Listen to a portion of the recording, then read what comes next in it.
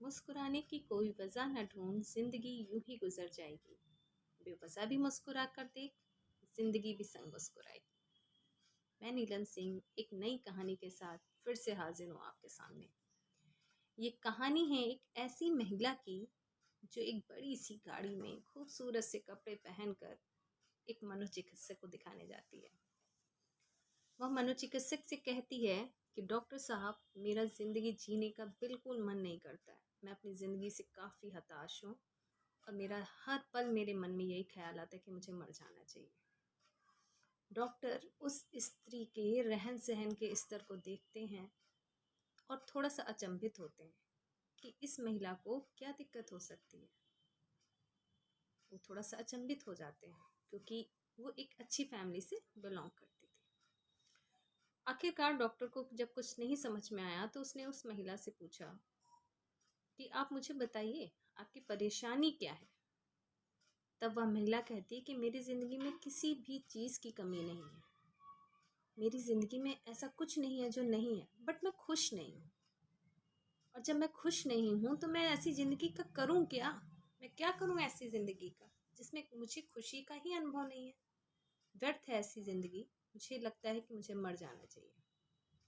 Doctor उसकी पूरी बात को सुनता है, फिर उससे कहता है कि आपको ज़िंदगी का महत्व नहीं समझ में आ रहा है।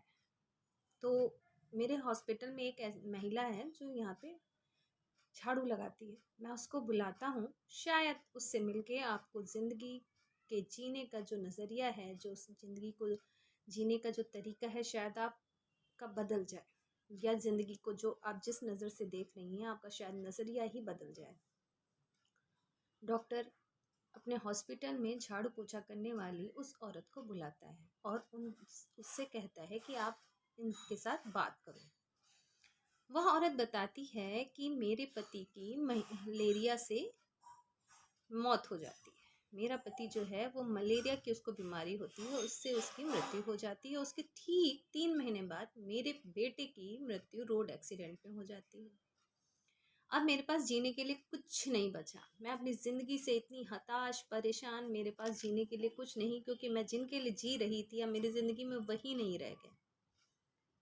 मैं बस मर जाना चाहती थी। मैं चाहती थी कि बस कैसे भी मेरी ज़िंदगी ख़त्म हो जाए। यूं ही ऐसे ही ज़िंदगी चल ही रही थी कि एक दिन मैं हॉस्पिटल से वापस जा रही थी। रास्ते में एक बिल्ली का बच्चा मेरा पीछा करते करते मेरे पीछे पीछे लग गया। वह सर्द रात और वह बारिश की बूंदाबांदी के बीच मेरे पीछा करते करते मेरे घर तक पहुंच गया। जब वो घर पर आया तो मुझे लगा कि इसे भूख लगी हुई होगी, तो मैंने उसे थोड़ा सा दूध गर्म करके उसको दिया पीने के लिए।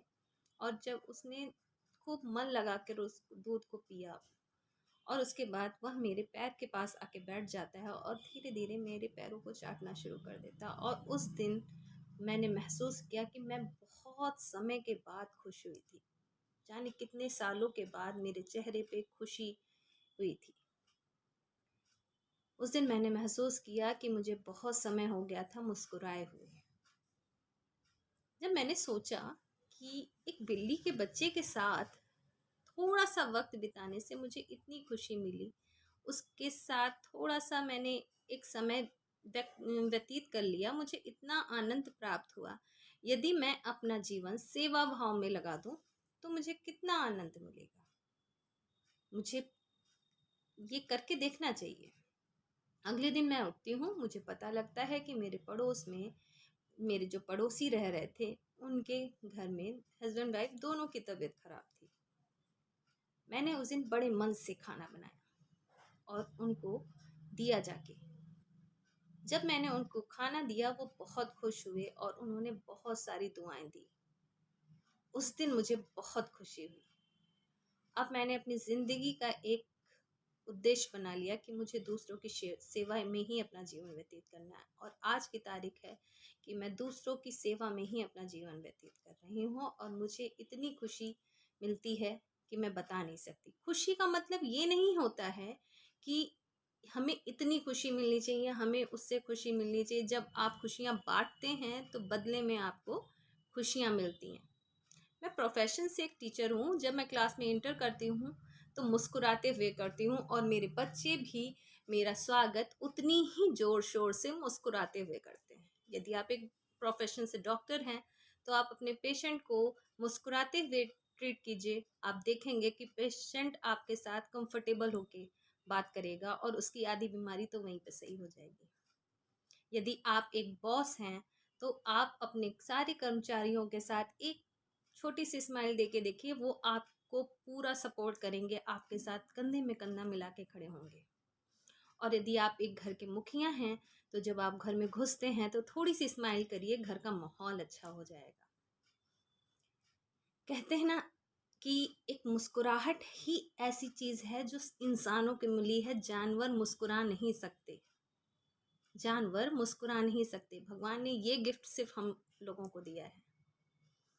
और मेरा यही मानना है कि हम मुस्कुरा कर अपने सर का दर्द कम कर लेते हैं और अपने दुश्मन के सर का दर्द बढ़ा देते हैं।